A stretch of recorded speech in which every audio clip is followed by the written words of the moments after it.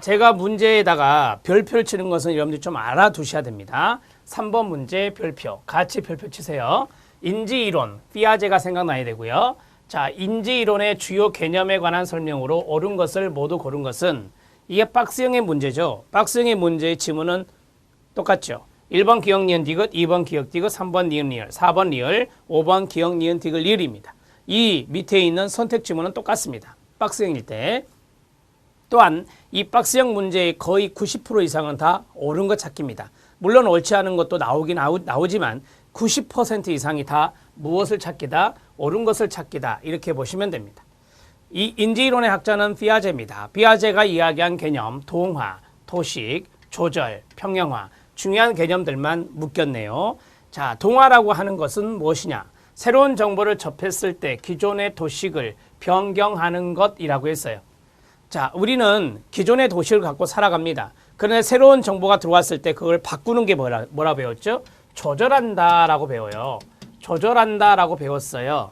자, 그 다음에 동화가 아니라는 거죠. 동화는 기존의 도식을 적용하는 거예요. 기존의 도식을 적용하는 것이 동화고 기존의 도식을 변경, 수정하는 게 조절이라고 배우셨어요.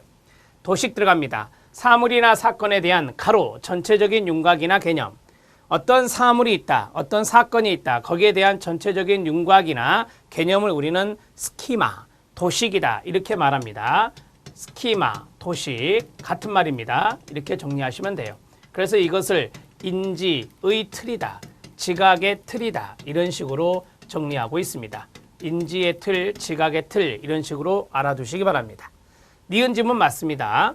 자, 기억과 니은만 봐요. 기억은 정확히 틀렸고 니은은 정확히 맞았다. 여기까지 알았다.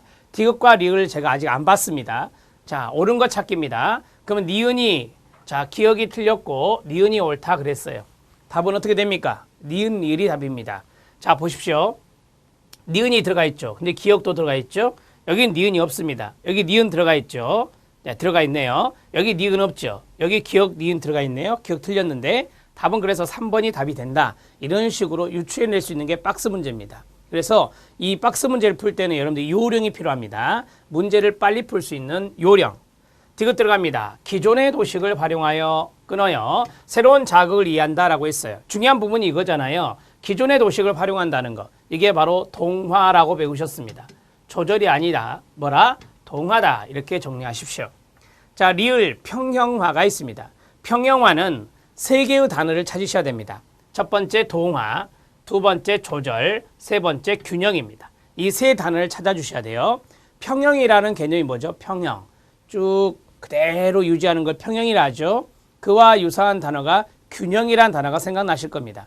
따라서 동화와 조절을 통해 균형 상태를 이루는 것, 이게 바로 평형화라고 합니다. 평형화라는 개념을 세 단어로 꼭 찾으세요. 동화와 조절과 평형화는 동화와 조절과 균형이라는 단어, 이렇게 해서 세 단어를 정확히 찾으시면 개념 찾는 데 도움이 됩니다.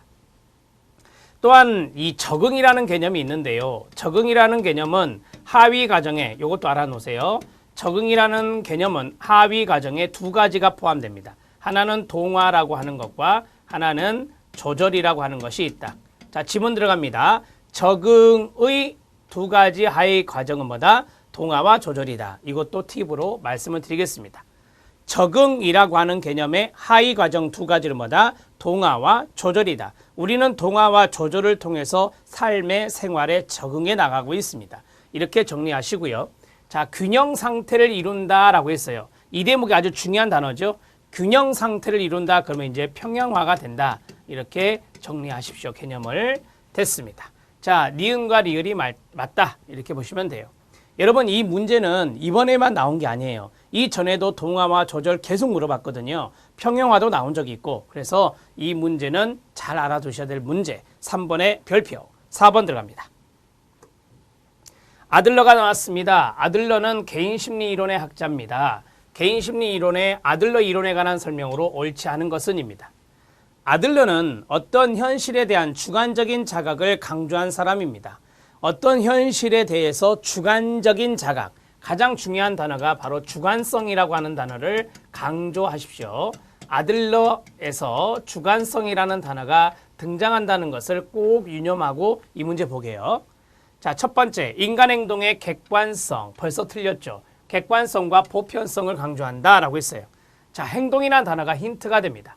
인간의 행동은 객관성, 그 다음에 보편성을 강조한다. 행동주의 이론이 그렇습니다. 행동주의 이론이 바로 객관성과 보편성, 이런 것들이 여기에 들어갈 수 있어요. 자, 어떠한 것을 외부로부터 자극이 들어가면 많은 사람들의 행동은 이렇게 보편화가 될 거다.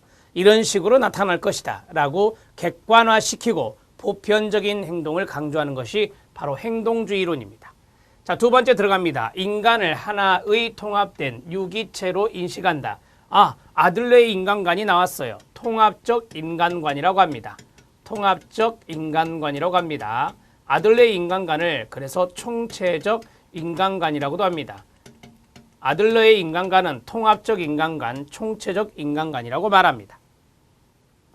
여러분들이나 저는 인간입니다. 우리는 통합된 유기체랍니다. 어떻게 통합이 됐느냐? 신체적인 요소가 있고 심리적인 요소가 있고 사회적인 요소가 있습니다. 이것이 통합되어 있다는 거예요. 이 모든 것을 고려해야 되는 것이 바로 아들러의 인간관이에요. 이러한 인간관을 갖고 있는 이론이 뭐죠? 네, 인본주의입니다. 따라서 인본주의 인간관과 아들러의 인간관은 서로 일맥상통한다. 이렇게 보시면 되겠습니다.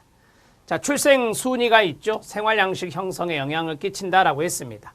아들러는 출생 서열에 따른 특징, 출생 순위에 따른 특징을 말한 학자입니다. 개념 맞죠?